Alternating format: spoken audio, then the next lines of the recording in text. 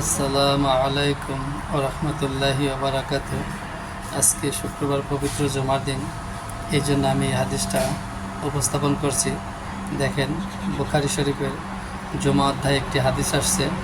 হাদিসটির আমল আমরা অনেকেই করি না, তবে হাদিসটির আমল করা আমাদের অবশ্যই উচিত। তো হাদিসটি দেখেন, এর আগে আমি একটি হাদিস বলেছিলাম যে জুমার দিন খুতবার সময় আল্লাহ রাসূল দুহাত তুলে দোয়া করেছিলেন বৃষ্টির জন্য। তারপর বৃষ্টি হয়েছিল। ওইটা ছিল আপনার 884 নম্বর হাদিস। আর আরও একটা হাদিস ছিল 885 নম্বর হাদিস। আজকে যে হাদিসটি বলবো এটা হচ্ছে আপনার 886 নম্বর হাদিস। হাদিসটিতে দেখেন কি আসছে। ইব্রাহিম ইবনে মঞ্জির রহমতুল্লাহ আলাইহি আনাস ইবনে মালিক রাদিয়াল্লাহু তাআলা আনহু থেকে বর্ণিত। তিনি বলেন, নবী করিম সাল্লাল্লাহু আলাইহি ওয়াসাল্লামের যুগে একবার দুর্ভিক্ষ দেখা দেয়। সে সময় এক জুমার দিন নবী করিম সাল্লাল্লাহু আলাইহি ওয়াসাল্লাম খুতবা দিচ্ছিলেন।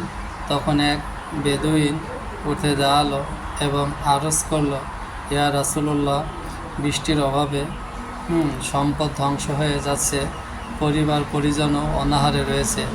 তাই আপনি আল্লাহর নিকট আমাদের জন্য দোয়া করুন। তিনি দুহাত তুললেন। সে সময় আমরা আকাশে এক খণ্ড মেঘও দেখিনি। যার হাতে আমার প্রাণ, তার শপথ করে বলছি। দোয়া শেষে তিনি দুহাত এখনও নামাননি। এমন সময় পাহাড়ের ন্যায় মেঘের বিরাট বিরাট খণ্ড উঠে আসলো। তারপর তিনি মেম্বার থেকে অবতরণ করেন নাই, অথবা তখনও তিনি মেম্বার থেকে অবতরণ করেন নাই। এমন সময় দেখতে পেলাম তার পবিত্র দাড়ির ওপর ফোঁটা ফোঁটা বৃষ্টি পড়ছে। সেদিন আমাদের এখানে বৃষ্টি হলো।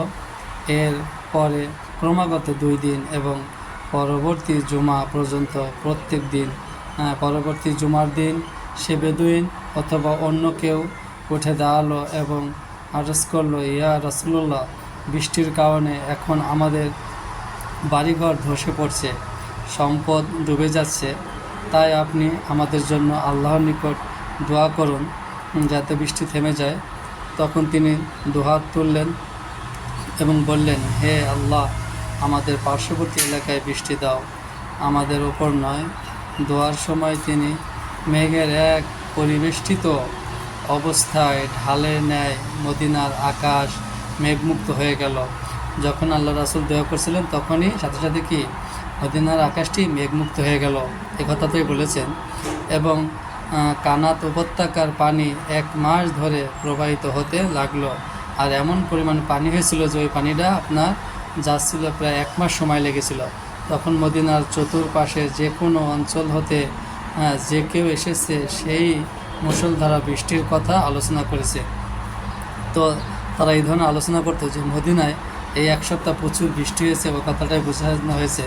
তো দেখুন, আমি এই জন্য হাদিসটা আপনাদের কাছে উপস্থাপন করেছি যে আমাদের বাংলাদেশে যেন জুমার খুতবার সময় আমাদের মসজিদের ইমামরা এবং বাংলাদেশের আলেমরা দুহাত তুলে আল্লাহর কাছে দোয়া করেন, আমাদের কল্যাণের জন্য, আমাদের যে কোনো সমস্যা যাতে দূর হয় সেই জন্য যেন প্রতিটা ইমাম প্রতিটা জুমায় খুতবার সময় দোয়া করে।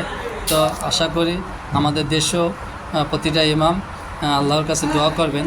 এই আশা করে আমি এখানেই শেষ করলাম। আল্লাহ হাফেজ।